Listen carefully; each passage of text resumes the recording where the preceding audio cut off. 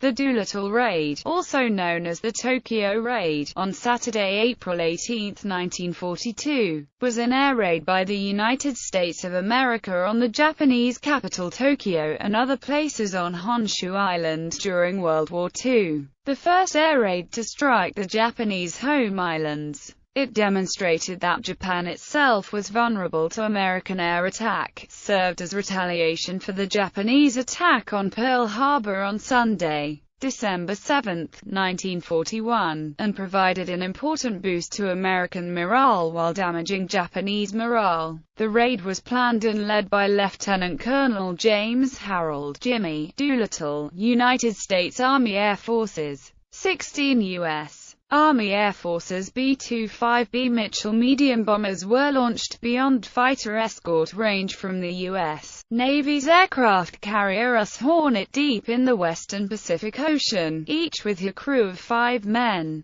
The plan called for them to bomb military targets in Japan, and to continue westward to land in China. Landing a medium bomber on Hornet was impossible. 15 aircraft reached China but all crashed, while the 16th landed at Vladivostok in the Soviet Union. All but 3 of the 80 crew members initially survived the mission. 8 were captured by the Japanese army in China, 3 of those were later executed. The B-25 that landed in the Soviet Union was confiscated and its crew interned for more than a year. 14 complete crews, except for 1 crewman who was killed in action, returned either to the United States or to American forces. After the raid, the Japanese Imperial Army conducted a massive sweep through the eastern coastal provinces of China, in an operation now known as the Zhejiang-Jiangxi Campaign, searching for the surviving American airmen and applying retribution on the Chinese who aided them. In an effort to prevent this part of China from being used again for an attack on Japan, the raid caused negligible material damage to Japan, but it succeeded in its goal of raising American morale and casting doubt in Japan on the ability of its military leaders to defend their home islands. It also contributed to Admiral Isoroku Yamamoto's decision to attack Midway Island in the Central Pacific, an attack that turned into a decisive, strategic defeat of the Imperial Japanese Navy by the U.S. Navy in the Battle of Midway. Doolittle, who initially believed that loss of all his aircraft would lead to his being court-martialed, received the Medal of Honor and was promoted 2 steps to Brigadier General. Origins.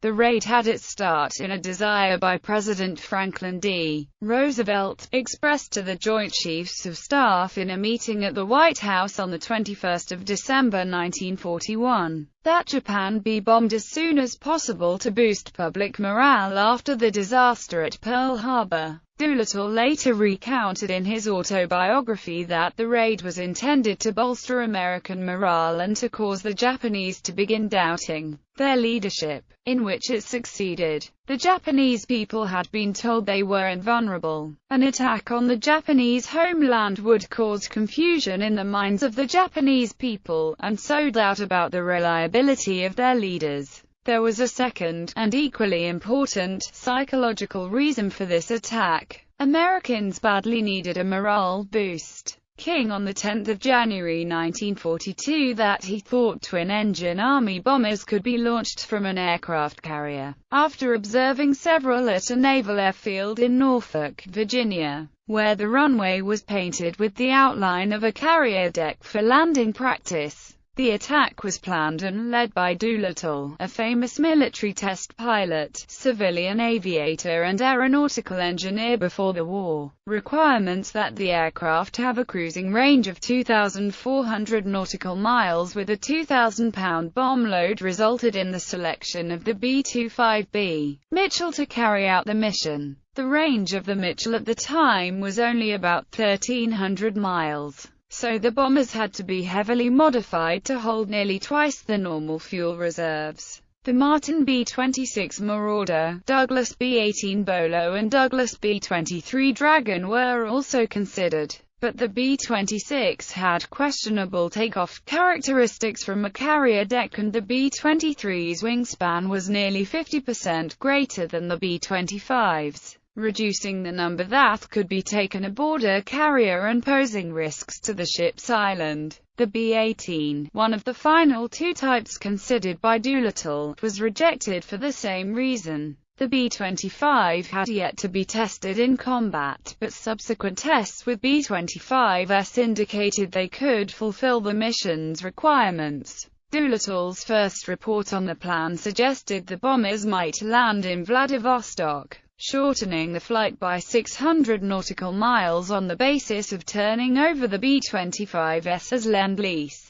Negotiations with the Soviet Union for permission, which had signed a neutrality pact with Japan in April 1941, were fruitless. Bombers attacking defended targets often relied on a fighter escort to defend them from enemy fighters. Not only did Doolittle's aircraft lack a full complement of guns to save weight, but it was not possible for fighters to accompany them. Preparation. When planning indicated that the B-25 was the aircraft best meeting all specifications of the mission, two were loaded aboard the aircraft carrier US Hornet at Norfolk, Virginia, and subsequently flown off the deck without difficulty on 3 February 1942. The raid was immediately approved and the 17th Bomb Group was chosen to provide the pool of crews from which volunteers would be recruited. The 17th BG had been the first group to receive B-25s, with all four of its squadrons equipped with the bomber by September 1941. The 17th not only was the first medium bomb group of the Army Air Corps, but in the spring of 1942 also had the most experienced B-25 crews. Its first assignment following the entry of the United States into the war was to the U.S. 8th Air Force. The 17th BG, then flying anti-submarine patrols from Pendleton, Oregon, was immediately moved cross-country to Lexington County Army Air Base at Columbia, South Carolina, ostensibly to fly similar patrols off the east coast of the United States, but in actuality to prepare for the mission against Japan. The group officially transferred effective 9 February to Columbia, where its combat crews were offered the opportunity to volunteer for an extremely hazardous but unspecified mission. On 17 February the group was detached from the 8th Air Force. Initial planning called for 20 aircraft to fly the mission, and 24 of the group's B-25B Mitchell bombers were diverted to the Mid-Continent Airlines Modification Center in Minneapolis, Minnesota, with support provided by two senior managers of Mid-Continent Airlines. Where Old Chamberlain Field's maintenance hangar was the first modification center to become operational. From nearby Fort Snelling, the 710th Military Police Battalion provided tight security around this hangar. Modifications included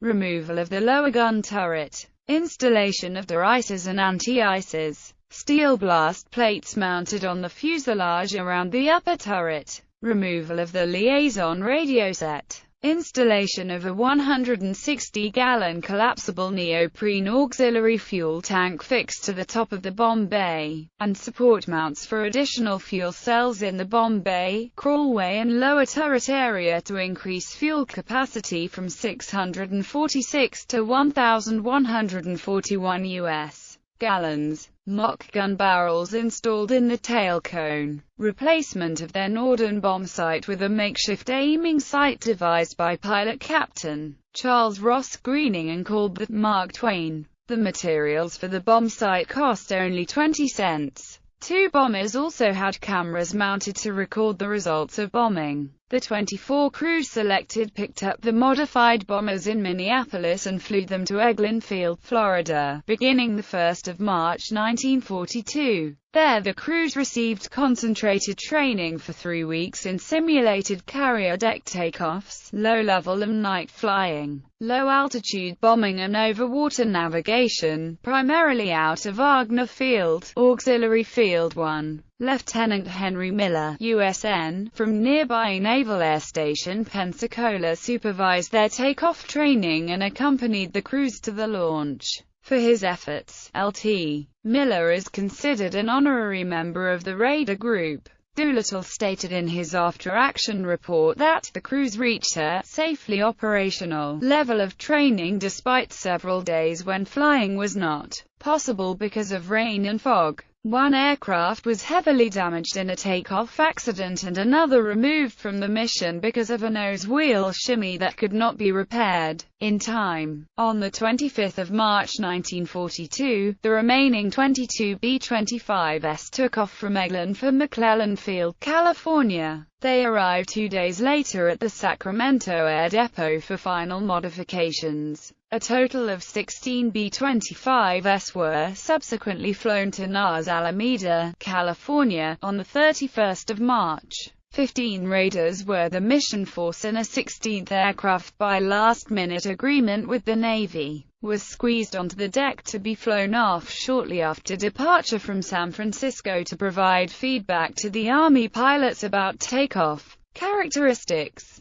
The 16th bomber was made part of the mission force instead. Participating aircraft. In order of launching, the 16 aircraft were: mission. On the 1st of April 1942, the 16 modified bombers, their 5-man crews and Army maintenance personnel, totaling 71 officers and 130 enlisted men, were loaded onto the US Hornet at Naval Air Station Alameda. Each aircraft carried 4 specially constructed 500-pound bombs. 3 of these were high-explosive munitions and 1 was a bundle of incendiaries. The incendiaries were long tubes, wrapped together in order to be carried in the bomb bay, but designed to separate and scatter over a wide area after release. 5 bombs had Japanese Friendship Medals wired to them, medals awarded by the Japanese government to U.S. servicemen before the war. The bomber's armament was reduced to increase range by decreasing weight. Each bomber launched with 2 .50 caliber machine guns in an upper turret and a .30 caliber machine gun in the nose.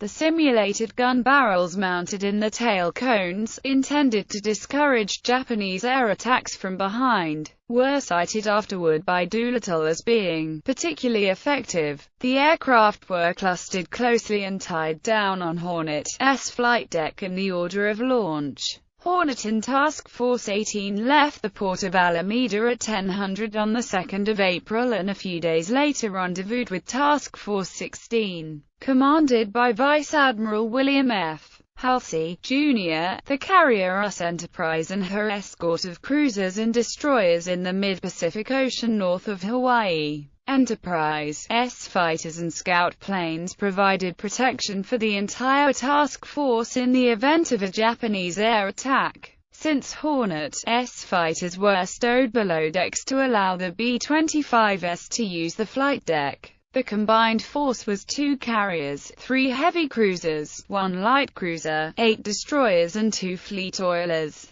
The escort ships, Salt Lake City, Northampton, Vincennes, Nashville, Balch, Fanning, Benham, Ellet, Gwynn, Meredith, Grayson, Monson, Cimarron and Sabine, then proceeded in radio silence. On the afternoon of the 17th of April, the slow oilers refueled the task force, then withdrew with the destroyers to the east while the carriers and cruisers dashed west at 20 knots toward their intended launch point in enemy-controlled waters east of Japan. At 7:38 on the morning of the 18th of April, while the task force was still about 650 nautical miles from Japan, it was sighted by the Japanese picket boat No. 23 Nito Maru, a 70-ton patrol craft which radioed an attack warning to Japan. The boat was sunk by gunfire from US Nashville. The chief petty officer who captained the boat committed suicide rather than be captured, but 5 of the 11 crew survived when they were picked up by Nashville. Doolittle and Hornet skipper Captain Mark Mitchell decided to launch the B-25s immediately, 10 hours early and 170 nautical miles farther from Japan than planned. After respotting to allow for engine start and run-ups, Doolittle's aircraft had 467 feet of takeoff distance. Although none of the B-25 pilots, including Doolittle, had ever taken off from a carrier before, all 16 aircraft launched safely between 8:20 and 9:19. The B-25s then flew toward Japan, most in groups of 2 to 4 aircraft before flying single file at wave top level to avoid detection. The aircraft began arriving over Japan about noon Tokyo time, 6 hours after launch, and bombed 10 military and industrial targets in Tokyo, 2 in Yokohama and 1 each in Yokosuka, Nagoya, Kobe and Osaka. Although some B-25s encountered light anti-aircraft fire and a few enemy fighters over Japan, no bomber was shot down. Only the B-25 of Lt. Richard O. Joyce received any battle damage, minor hits from anti-aircraft fire. B-25 No. 4, piloted by Lt. Everett W. Holstrom, jettisoned its bombs before reaching its target when it came under attack by fighters after its gun turret malfunctioned. At least one Japanese fighter was shot down by the gunners of the Whirling Dervish, piloted by Lieutenant Harold Watson. 2 other fighters were shot down by the gunners of the Hari Courier, piloted by Ross Greening. Many military targets were strafed by the bomber's nose gunners. 15 of the 16 aircraft then proceeded southwest along the southern coast of Japan and across the East China Sea toward eastern China, where several fields in Zhejiang province were supposed to be ready to guide them in using homing beacons, then recover and refuel them for continuing on to Chongqing, the wartime Kuomintang capital. The primary base was at Juzhou, toward which all the aircraft navigated, but Halsey never sent the planned signal to alert them, apparently because of a possible threat to the task force. 1 B-25, piloted by Captain Edward J. York, was extremely low on fuel, and headed instead for the closer Soviet Union. The raiders faced several unforeseen challenges during their flight to China. Night was approaching, the aircraft were running low on fuel and the weather was rapidly deteriorating. None would have reached China if not for a tailwind as they came off the target, which increased their ground speed by 25 knots for 7 hours.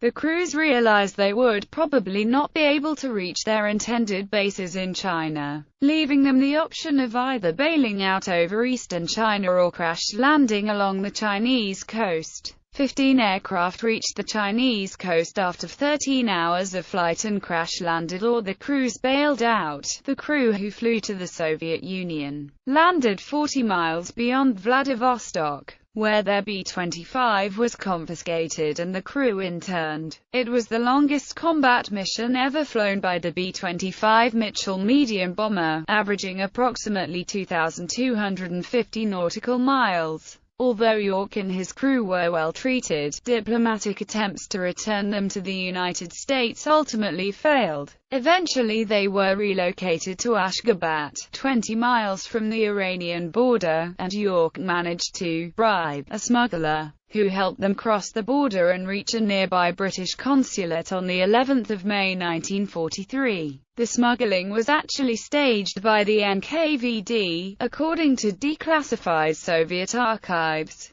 because the Soviet government was unable to repatriate them legally in the face of the neutrality pact with Japan. Doolittle and his crew, after parachuting into China, received assistance from Chinese soldiers and civilians as well as John Birch, an American missionary in China, as did the others who participated in the mission. Doolittle had to bail out but fortunately landed in a heap of dung in a paddy in China near Kuzhou. Doolittle felt the raid had been a terrible failure because all the aircraft were lost, and he expected to be court-martialed on his return. He subsequently recommended Birch for intelligence work with Claire Chennault's Flying Tigers. One crewman, Corporal Leland D. Factor, flight engineer, gunner with Gray, was killed during his bailout attempt over China, the only man in that crew to be lost. 2 crews were missing.